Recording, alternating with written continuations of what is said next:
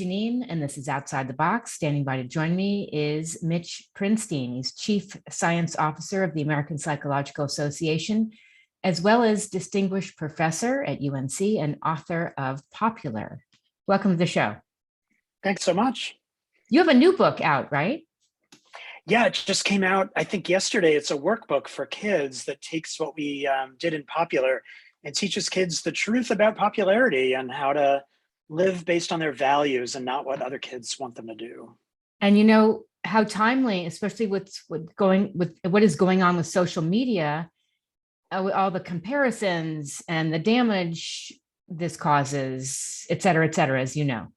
Oh my God. I mean, 60,000 years of evolution, and we have a whole new world in just the last 10, because kids are growing up in a social context that our bodies and our brains are not prepared for. Right. I mean, in the pandemic, technology, it's had its upside, obviously, because I can't imagine if we weren't able to connect with our loved ones and our friends in meaningful ways. But the downside is the lure and the, missing out and the comparisons and focusing on body image and comparing, et cetera, so many issues. I mean, what are you seeing in your work? You're absolutely right. It's so interesting how we have this new relationship with technology that was driven by necessity during the pandemic. And we're seeing some of that parallel in the research literature as well. So yes, it turns out that kids who use technology to connect with friends during the pandemic reported less loneliness. There was a benefit, absolutely. And there are a lot of ways that social media or digital technology can be used for good. We're finding a number of areas of bad, and at this point, it's really preliminary work because it takes a long time to do research and this stuff changes really fast. Yeah. But social comparison is a piece of it. Exposure to harsh online content is another big piece that we're seeing for marginalized groups. There's a lot of exposure to discrimination, and it's more frequent and it's harsher than you see in its offline counterpart. Yeah. And there's all these pro maladaptive behavior sites, pro anorexia, pro cutting sites that admonish kids for doing the right thing and really sanction them for talking with their parents and encourage them. You have to cut, you have to do it more, show your pictures. That is sick. It's really scary. I mean, as a parent, as a scientist, no matter how I look at it, it freaks me out. Yes, because it perpetuates this situation that's not healthy. Yeah, and we should not be making maladaptive behavior cool, I realize, but creating, we're gonna make you have to log out of our chat. We're gonna send you imagery and have a worldwide audience to discourage you from adaptive coping strategies. That's horrible. That's horrible. Yeah. It was very interesting. So with the recent gun violence in Uvalde, I remember looking at tweets, ABC News, they said they interviewed students and the students said, oh, we saw this kid come to school and he had scratches on his face. And we said, what happened? He said, oh, I did it. I like the way it looks. They didn't do anything with that information, or at least no one knew anything of it. Then they also said they were frightened. So my feeling is, Mitch, that we need an overhaul of the educational system. There needs to be, here we adopted STEM and STEAM, but not mental health as important into the curriculum. I mean, to me, I was a horrible math student, bombed the SATs. To me, mental health is the priority right now and should have been. Absolutely. I mean, there are so many things that we can teach, and we can teach very quickly. In 20 minutes, half an hour, that could provide a lifetime of prevention benefits. I often think about the time that I was in kindergarten and someone came in and taught us how to brush our teeth. And every spot that we missed turned red because we had taken some tablet or something like that. Yeah. And in 20 minutes, we were given a lifetime prevention exercise to avoid cavities. Yes. And if you gave psychologists 20 minutes to go into a kindergarten classroom, there are so many things that we could be doing. It'd be great to have more than 20 minutes, but We could be teaching emotion regulation skills, Yes, mindfulness skills, social competency skills. Nothing controversial, nothing that that is partisan here, nothing exactly. like that. Just how kids can get along with each other, how they can understand stressors is not always being their fault. You Mhm. know, really helping kids to know how to handle conflicts in ways that are appropriate. You Yes, know, um, and it would have a lifetime effect on them. But also, I mean, even financially, one kid with conduct disorder costs $1 to $2 million for taxpayers because that kid, their parent is staying home from work. They're they're going to use the juvenile justice system. They're going to use the healthcare system. They're going to use the mhm, educational system in different ways. And we're talking about 20 minutes in kindergarten yes, to provide, to avoid some of those outcomes. It makes good humanitarian sense, good financial sense. it does. I mean, how do you think we can go about creating change like this? Because this book I'm working on is called Better Humans: What the Mental Health Pandemic Teaches Us About Humanity. And I'm really interested in what you and other people have to say about initiatives that could take place. And I have ideas for preventative, training and educational programs. But how do we jumpstart this and get this at the attention of the policymakers? I mean, I've never met a teacher or a school counselor who says that they don't, they're not desperate for this kind of information and they want to learn and they want to integrate or get help integrating this. And I think that the issues are there's a little bit on the policy side and a little bit on the public side. So Mhm. we got to get away from the idea that teaching psychological skills is somehow um, convey, a woke mindset or a critical race theory. This is different. I think people are mixing up the terms. We're just talking about conflict resolution, stress management. This has nothing to do with the more partisan kind of debates going on right No, now. it has to do with the skills you learn, That's right. just like academics, K to That's right. 12. And then when you get into college and you're really on your own, how do you handle conflict and stress and taking care of yourself from self care and resilience issues? And if you're not taught that when you're younger, you know, then where are you? One thing I do want to add is so much has happened over the past 3 years. That's an understatement. And when you think about how, yes, teachers and counselors and everyone in schools are completely overwhelmed. There was no planning, like, Mhm. okay, we're going to teach you how to teach on Zoom for a week. Right. And it was pretty much like the next day. And so when you think about why a student is not behaving academically or emotionally in that setting, well, let's look at that student as a whole person. Well, did they lose somebody? They lose a parent? Is their parent abusing them? Has their parent lost their job? I mean, I could fill in a whole list of blanks here, correct? Mhm. Mhm. Yeah, Absolutely. A number of kids who are grieving the loss of a parent or someone who lived in their yeah. household. And there's so many factors. You know, I think one of the parts of the conversation that I wish that there was more attention towards is even if we take it away from mental illness, let's take out for just a moment the people who are suffering so much that they would meet a clinical diagnosis and they might not be able to, function on a Yeah. daily basis in their normal tasks. Let's just look at the skills among the population that does not have a diagnosis right now. We spend so much time and energy teaching people the skills they need to succeed at a craft or a competency to get a job. Yeah. But everyone knows that if that person is socially incompetent, if they create drama at work because they're emotionally hot headed, if they create conflicts, that is taking so much time and energy Yes. from the workplace. It's costing money, it's Hmm. costing emotional distress for everyone around them. And this is the kind of thing that we're also talking about is prevention by teaching the basic social skills, competency, emotion regulation skills, because hopefully it will prevent the severe mental illness. And of course, that's extremely important. But I think helping people see that it's not just to help prevent serious mental illness.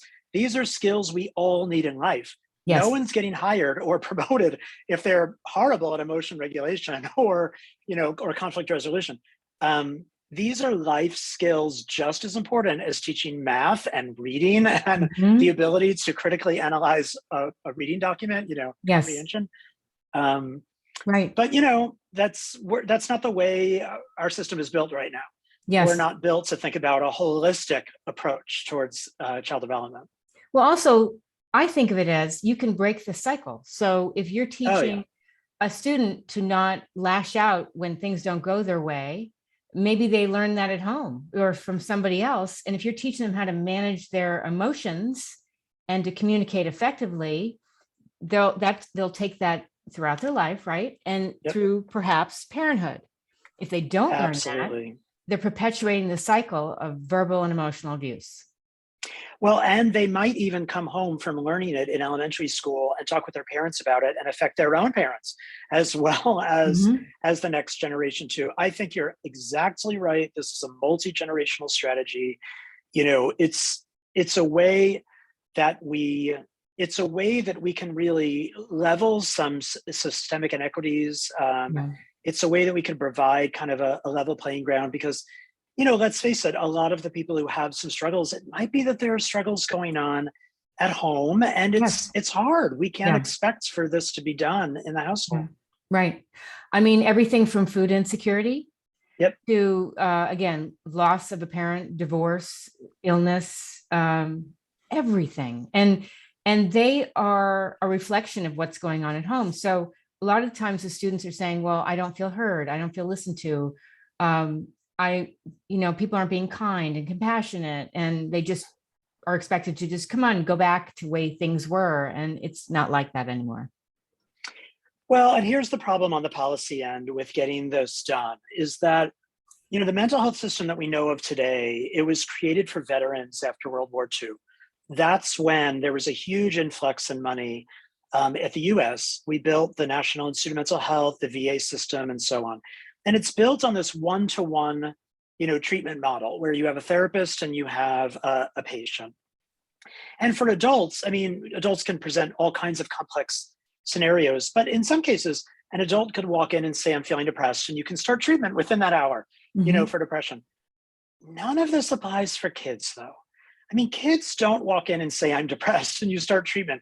Kids are embedded in systems, a school system, a home system, a community system. Just figuring out what's going on for kids is much more complex.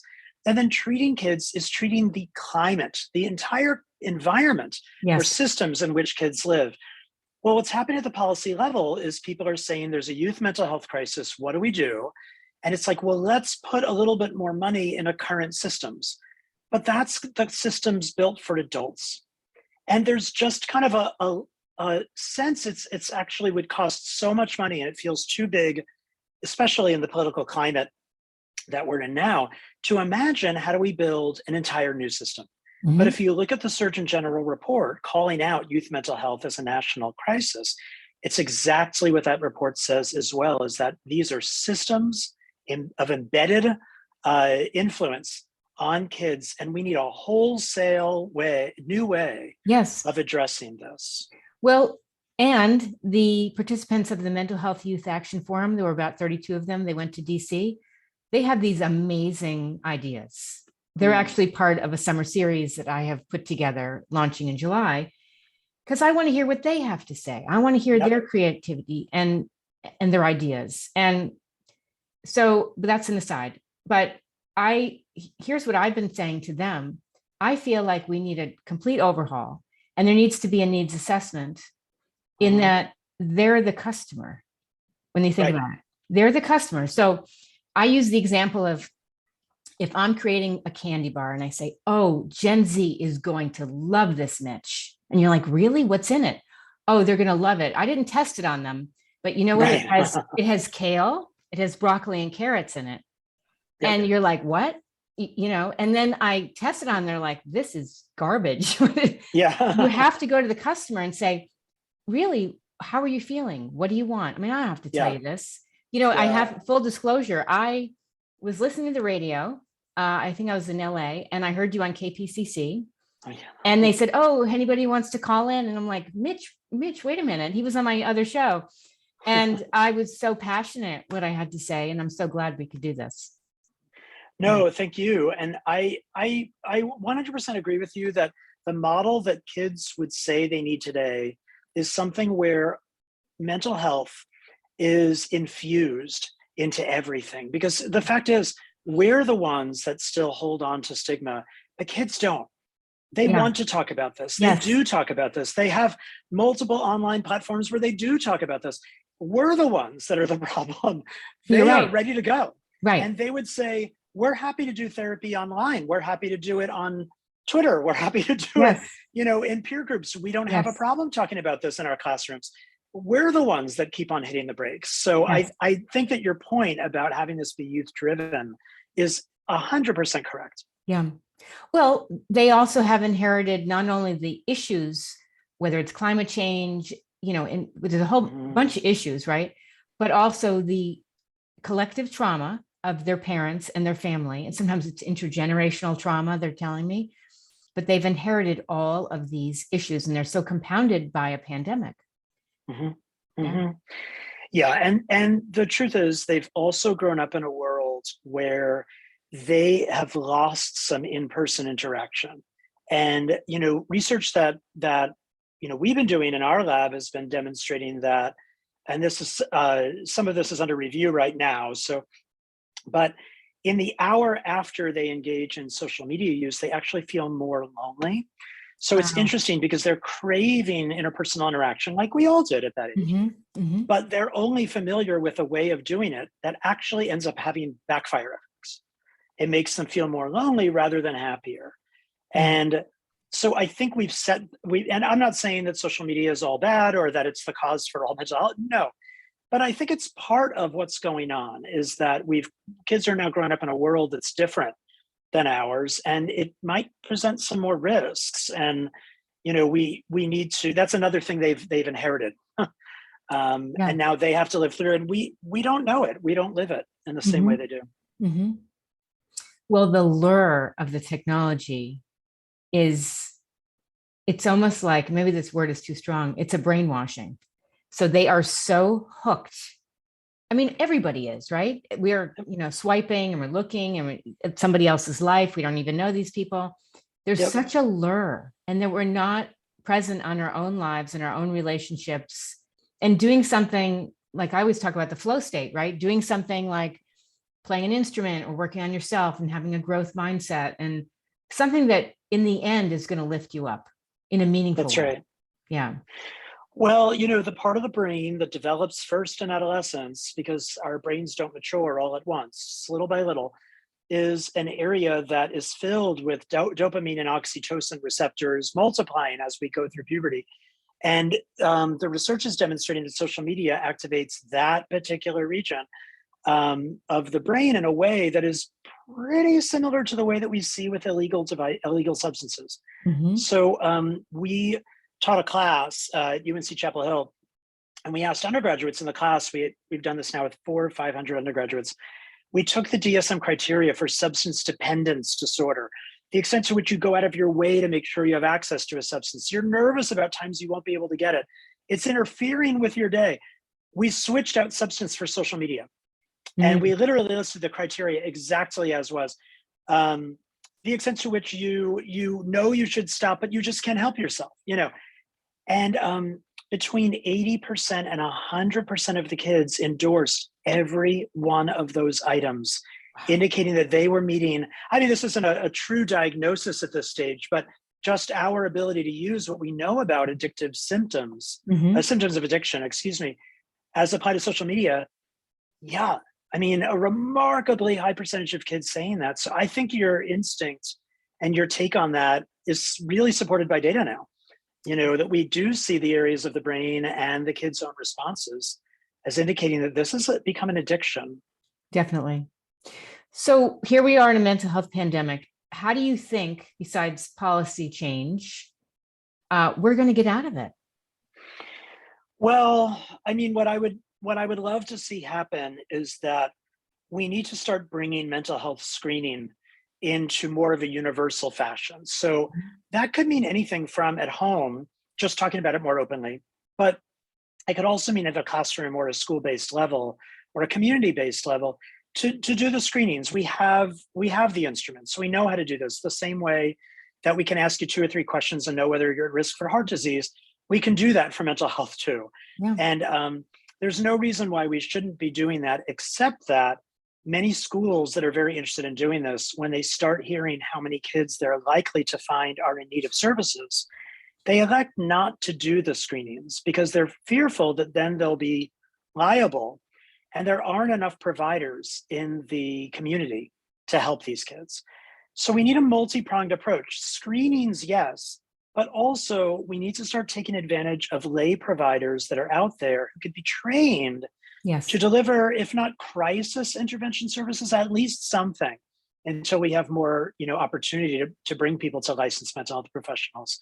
So it's got to be multi-tiered. And once you say that, people quickly throw their hands up and say, it's too complex, we can't do it. We all bury our heads in the sand again for another decade or two. Well, it's apathy. It's apathy and not opening a Pandora's box. Yeah, you're right. I mean, but we can do this. Again, I'll go back to World War II. We did it. We as a country said, this is important. We built psychology departments on every campus. We trained a huge workforce of clinical counseling and school psychologists. We just need people to stand up and say, it's time to do that again. This is more important than the other things on the agenda. Our children's health is more important than anything else. I agree. And it's upsetting to me when I see reports and data, and it's not just upsetting me. I'm talking to Gen Z and they're saying, all this research and data is great, but what are we doing about it now? Yeah. Or in general, what are we doing? Yeah. I mean, there is a mental health package that's being talked about on the Hill. We'll see what happens. There are ways that we're trying to get a much more diverse workforce within the mental health kind of workforce. That's also so important because we need to have providers that look like and come from the communities where people, have needs. And I think right now we have that all too skewed in ways that are not good, And I think we just need to, kids have and young people have made their older counterparts listen on so many factors, and it's not their burden to do it again. But I will say to the older folks, it's ours to listen. And if we hear young people saying that this is important, they're ready to talk about it, they want to talk about mental health, they're suffering, we need to listen to them because it's not a phase. It's not something that all kids go through. That's right. It's not something that's just going to pass. When a kid spends 6 months feeling depression, actually about 3 months is the most common length of a depressive episode. 3 months, that is distorting an entire trajectory of that kid's educational development, their relationship development. If they've spent 3 months not talking with their friends as often, not going out, not paying attention in school, that sets them up. I mean, imagine a small change in where you're pointed might look very small for the next few steps. But if you carry out how that new direction is going to look 5-10 years from now, it's taken you a place very far from where you would have ended up. I always try to explain to people, losing 3, 6, 9, 12 months to mental illness can have lifelong consequences. So let's not be short-sighted and think this is just a phase. This can affect a generation. Absolutely. So if people are struggling, especially, I have noticed like adults, as you said, they don't want to talk about, I need a mental health day. And whereas the younger generation, they do feel comfortable doing that. I have heard that Gen Z, they want to hear adults share their stories. They want to hear, hey, you're depressed too. I didn't know my mom suffered with depression or anxiety. And I feel they need to hear truths and compassion. Yeah. I think I tweeted out once that epidemiological data suggests that 85% of humans will experience a DSM diagnosis at some point in their lives. So it's like the jig is up, people.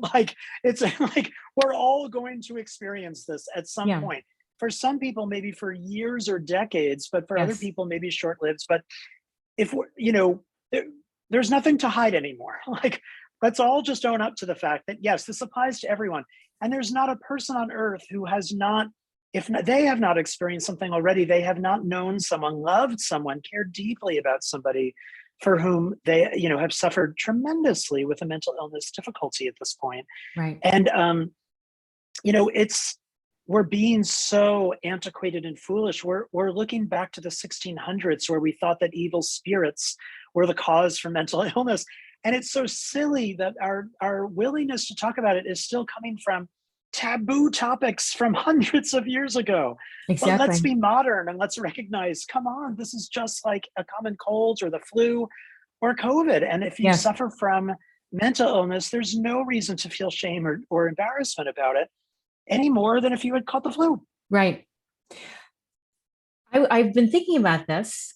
If adults were to role play, you switch the roles of Gen Z and adult, and an adult had to sit in the shoes of a student March 2020, or no, May 2020, and they missed school, their friends, their graduation, their prom, add on gun violence and the horrible deaths of so many innocent people, George Floyd, everything they're seeing.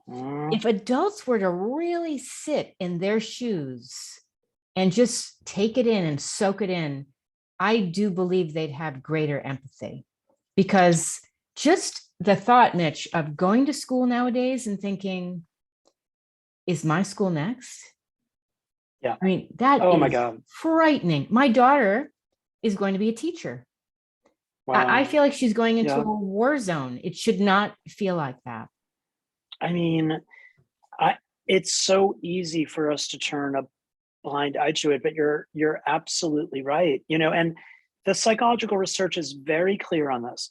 It is not the objective level of stress that predicts difficulties. And when I say difficulties, I don't just mean mental health. I'm talking about the physical health concomitants to stress as well. Oh, yeah. It's not the objective level of stress, it's the subjective level of stress. So if the person thinks that that is really, really stressful, that's more important than whether the adult says, that's not so stressful, you'll get over it. It's the subjective level of stress. So, it's very, we all went through that and it's okay. And I mean, not shootings and not George Floyd, not COVID. We didn't all go through that, but Right. But even for years before that, people say, well, some kids get victimized. It's just what happens. Or sometimes, someone has a breakup with a boyfriend, girlfriend. They have to toughen up. Yeah, they have to toughen up, or it's just a normal phase. Adolescence is a turbulent time. No, that's not what the science says. It's the subjective level of stress that's most important. Exactly. So if it's stressful to that kid, then we need to be taking it as seriously as something that would be that stressful to us. Missing their prom is like us losing our job and our house falling apart. It feels just as, how am I going to go on for the next week after that? And Exactly. we have to take it that seriously. Yes. And losing their internship, their job opportunity. Right. It's so many things. So many Yep. things. Yeah. Yep. Where can people find out more about you? Oh, I'm all over. all over. I think that I have information about the popular book on mitchprinstein.com. And of course, right now, my job at APA, there's information on ways to contact me through the American Psychological Association. I'm always happy to help any way I can. Fantastic. Thank you so much. Thank you so much. I appreciate it.